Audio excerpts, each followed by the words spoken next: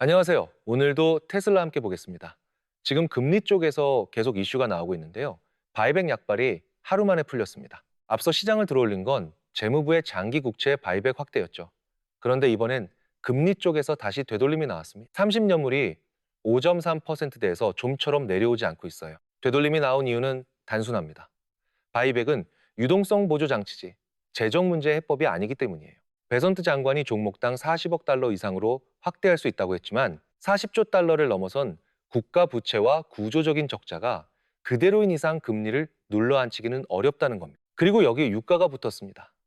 트럼프가 이란에 대한 가장 강력한 경제 작전을 언급했고 재무부는 대이란 제재를 24일에 공개하겠다고 예고했어요.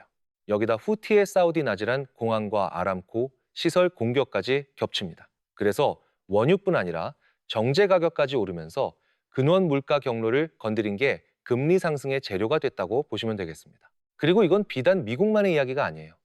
이번 금리 국면의 출발은 프랑스 등 유럽 국채였고요.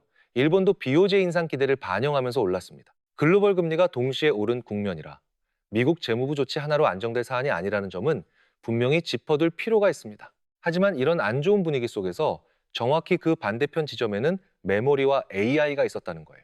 마이크론이 3.97% 올랐습니다.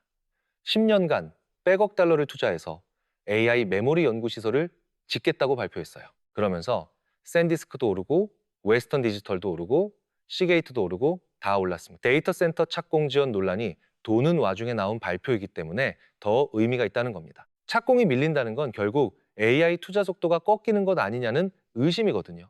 그런데 그 와중에 10년짜리 100억 달러를 태우겠다고 나온 겁니다. 의심에 대한 답을 말이 아니라 돈으로 한 거예요. 메모리가 다 같이 움직인 이유가 여기 있습니다. 여전히 AI는 강하고요. AI가 강하다면 그 다음 수혜주를 보셔야 한다는 거 잘 알고 계실 겁니다. 그리고 이 AI 커버 범위가 엄청나게 넓은 테슬라. 네바다에서 로보택시 5,000대를 허가받았다는 이야기가 돌고 있는데요. 물론 지금 당장 라스베이거스에 수천 대가 깔리는 뉴스는 아닙니다. 이건 정확하게 짚고 넘어가야겠죠. 하지만 저는 바로 이 지점부터 오히려 주주 입장에서 볼 부분이 있다고 생각합니다. 왜냐하면 로보택시 사업은 지금 차량 숫자보다 새로운 도시를 열 때 필요한 규제 비용과 시간이 얼마나 낮아지는지가 더 중요하기 때문이에요. 그래서 오늘 네바다에서 허가받았다는 것의 진짜 의미, 아마 어디서도 들어보지 못하셨을 얘기를 공유드릴 거니까요. 끝까지 보시고 투자 판단에 도움받아 가셨으면 좋겠습니다. 본격적인 시작 전에 구독과 좋아요 한 번씩 눌러주시고요. 구독이 부담스러우시면 좋아요만이라도요. 2초밖에 안 걸립니다. 영상 마지막에 선물도 하나 넣어놨으니까 꼭 챙겨가시고요. 옵션부터 보겠습니다. 금요일이 옵션 만기일이죠. 그래서 아마 맥스페인 가격으로 끌고 갈 확률이 높습니다.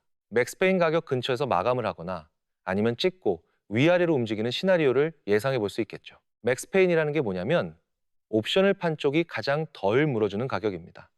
그래서 만기 주간에는 주가가 그 근처로 끌려가는 경향이 있어요. 이걸 알고 보면 만기주의 주가가 왜 어정쩡하게 움직이는지가 설명이 됩니다. 반대로 이 자리를 강하게 벗어난다면 맥스페인보다 더 큰 힘이 들어왔다는 신호로 읽을 수 있고요.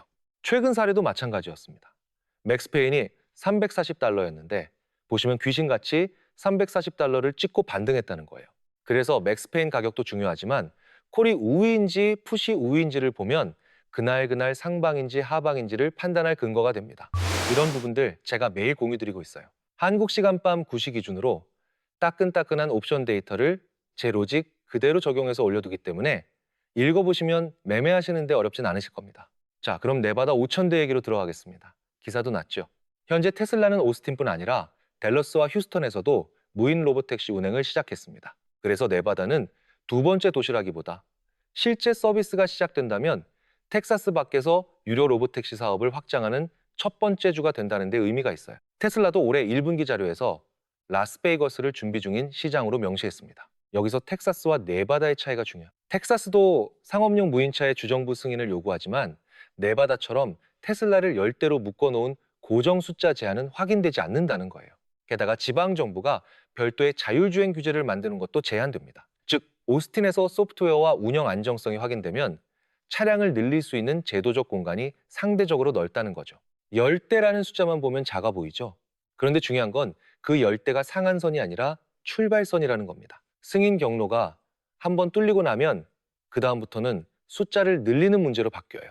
처음 한 대를 굴리기까지가 어렵지 10대를 50대로 늘리는 건 완전히 다른 난이도입니다. 그런데 테슬라는 왜 모델 Y를 수백 대씩 바로 투입하지 않을까요? 최근 보도에 따르면 테슬라는 모델 Y 증차를 의도적으로 억제하고 사이버캡 투입을 준비하고 있습니다. 2분기 실적 발표에서도 현재 로보택시 차량에는 이미 초기 FSD 버전 15가 적용되어 있고 사이버캡 생산 목표를 무인주행 마일 증가 속도와 맞추고 있다고 설명했어요. 여기서 핵심은 이겁니다. 아직 운영 규모가 작은 단계에서 범용성을 여러 도시에서 검증하고 이후 버전 15와 사이버캡이 준비됐을 때 자본을 집중하는 전략이라는 거죠. 모델 Y 수천 대를 먼저 묶어두는 것보다 전용 플랫폼의 단위 경제성이 확인된 뒤에 증차하는 편이 훨씬 낫습니다. 차량당 감가상각이라든지 청소, 충전, 정비 비용까지 포함한 로보택시 마진에는 이게 결정적이에요. 사이버캡도 바로 수천 대가 나오는 단계는 아닙니다. 8월에 오스틴에서 직원 대상 운행을 시작하고 며칠 뒤 로보택시 서비스에 사이버캡을 넣는 방안을 준비하고 있어요. 생산은 올해 후반에 확대될 것으로 보고 있습니다. 따라서 2027년에 훨씬 의미 있는 규모를 기대하는 것이 합리적이고 보수적인 시나리오라는 겁니다. 정리하면 이번 뉴스가 주주 입장에서 강세인 이유는 5,000대라는 숫자가 아니에요. 10대로 시작하더라도 새로운 주에서 돈을 받고 운행할 수 있는 규제 경로를 하나 더 추가했다는 것. 그리고 오스틴에서 기술이 검증되면 사이버캡을 투입할 다음 시장이 이미 준비되고 있다는 게 핵심입니다. 선택지가 하나인 회사와 여러 도시의 허가와 운영 인프라를 미리 깔아놓은 회사의 차이. 그게 바로 옵션 가치겠죠. 한 도시에서 막히면 그대로 끝나는 회사와 막히면 다음 도시로 옮겨 붙일 수 있는 회사는 같은 뉴스에도 주가가 다르게 반응합니다. 이제 확인해야 될 촉매는 명확합니다. 첫 번째, 라스베이거스의 실제 유료 서비스 개시. 두 번째, 열대 제한의 단계적 확대. 세 번째, 오스틴 사이버캡 최초 상업 운행. 네 번째, FSD 버전 15의 완성도. 다섯 번째, 무인주행 마일 증가 속도. 지금 체크해야 되는 게 적어도 5가지는 되는 겁니다.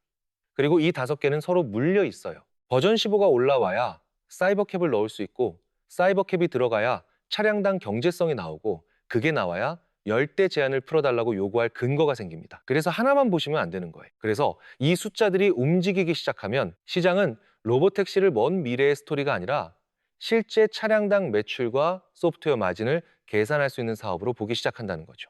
아는 만큼 보인다는 게 이런 부분이지 않을까 생각합니다. 테슬라 아직 끝나지 않은 상황 속에서 저와 함께 이런 이슈들과 재료들, 옵션, 포지션까지 체크하시면서 기왕이면 위쪽에서 더 많은 수익 챙겨서 나오실 수 있도록 계속 도움드리겠습니다. 오늘 영상이 도움되셨다면 구독과 좋아요 한 번씩 부탁드리고요. 그리고 댓글을 꾹 눌러서 손가락으로 당기면 하이프 기능이 있습니다. 하이프까지 한 번씩 해주시면 너무 좋을 것 같습니다. 마지막으로 하나만 더 말씀드리면 오늘 마이크론도 그렇고 메모리 전체가 같이 움직인 것도 그렇고 금리가 흔들리는 와중에도 돈이 향한 곳은 결국 하나였습니다. AI예요. 매크로가 아무리 시끄러워도 돈은 결국 주도주로 돌아오게 되어 있습니다. 지금 시점의 주도주는 AI고 그 커버 범위 한가운데 테슬라가 있습니다. 매매는 주도주 안에서 하셔야 대응이 됩니다. 테슬라가 2026년 챕터 2로 도약하고 있죠. 그런데 투자자에게 진짜 중요한 건 따로 있어요. 돈이 어디서 병목이 생기느냐, 그 지점을 남들보다 먼저 잡는 사람이 크게 법니다. 지금 이 차트 엔비디아예요. 1달러도 안 하던 게 200달러를 넘었으니 단순 계산으로도 200배가 오른 겁니다. 엔비디아는 AI 시대 첫 번째 병목, 연산 병목에서 가장 많이 벌었어요. CPU만으로는 대형 AI 모델을 학습시키기엔 너무 느렸거든요. 그래서 빅테크도 스타트업도 전부 더 많은 GPU를 사야 했고 그 수요가 고스란히 엔비디아로 몰린 거죠. 그 결과가 바로 이 200배짜리 차트입니다. 그럼 다음 병목은 어디일까요? 답은 이미 뉴스가 말해주고 있어요. 바로 전력입니다. 전력 소비가 공포스러울 지경이라는 말까지 나오죠. 실제로 최근 외신 보도를 보면 미국 전력 회사들이 데이터 센터 수요 급증으로 공급 압박을 받으면서 변압기 같은 핵심 장비 확보에 분주하다고 합니다. 수요는 폭발하는데 그걸 받쳐줄 전력 장비 공급이 못 따라가고 있다는 거예요. 병목이 연산해서 전력으로 넘어왔다는 신호입니다. AI 데이터 센터는 일반 데이터 센터와 완전히 달라요. 일반은 영상이나 로그를 저장하는 곳이라면 AI 데이터 센터는 오직 연산, 학습과 추론을 위한 공간이거든요. 그래서 전기를 어마어마하게 잡아먹습니다.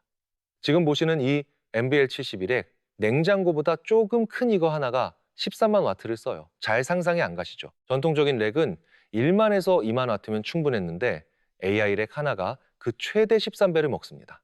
그리고 이런 레기 센터 하나에 수백 개씩 들어가요. 게다가 AI 데이터 센터는 한번 학습이 시작되면 멈출 수가 없어요. 끊김없이 풀로 감당해줘야 하니 안정적인 전력이 곧 생명줄인 거죠. 그래서 일론 머스크가 XAI를 위해 500메가와트짜리 발전소를 직접 짓겠다고 하죠. 이건 NVL70이 렉을 3000개 돌리겠다는 얘기고 1기가와트면 6000개예요. 500메가와트면 인구 30만 천안시 전체를 감당하는 용량이에요. 데이터 센터 하나에 도시 하나 분량의 전기를 통째로 꽂겠다는 겁니다. 문제는 이런 데이터 센터가 미국 전역에서 동시에 지어지고 있다는 거예요. 그러니 발전은 물론이고 그 전기를 안전하게 바꾸고 나눠주는 송배전과 변압 설비까지 전부 병목이 됩니다. 전력을 만드는 쪽과 그 전력을 효율적으로 다루는 쪽 모두가 수혜를 볼 수밖에 없는 구조인 거죠. 그러면 투자자는 뭘 봐야 할까요? 이 전력을 더 효율적으로 만들고 보내면서 새는 걸 아끼는 그 지점. 바로 거기서 다음 주인공이 등장합니다. 기존엔 변압기, 정류기, 인버터, 배전반을 여러 단계로 거쳤어요. 이걸 SST, 분산형 전자식 변압으로 하나의 플랫폼에 담으면 공간도 손실도 확 줄어듭니다. 전력 병목과 정확히 맞물리는 기술이죠. 특히 AI 데이터 센터처럼 전력 밀도가 높은 곳일수록 변환 단계를 줄이고 손실을 아끼는 이 기술의 가치는 더 커집니다. 같은 전기를 넣어도 더 많은 연산을 뽑아낼 수 있으니까. 정리할게요. 엔비디아가 연산 병목에서 벌었다면 다음 주인공은 이 전력 병목을 푸는 회사예요. 연산 병목이 엔비디아 200배를 만들었듯 전력 병목도 이제 막 시작되는 국면입니다. 그 회사를 남들보다 먼저 찾아두는 게 지금 우리가 할 일입니다. 제가 오래 눈여겨본 종목이 하나 있어요. 그런데 시총이 워낙 가벼워서 이름을 대놓고 밝히면 매수세가 몰려 수급이 꼬일 수 있습니다. 그래서 조용히 정리해서 나눠드리려고 해요. 방법은 간단해요.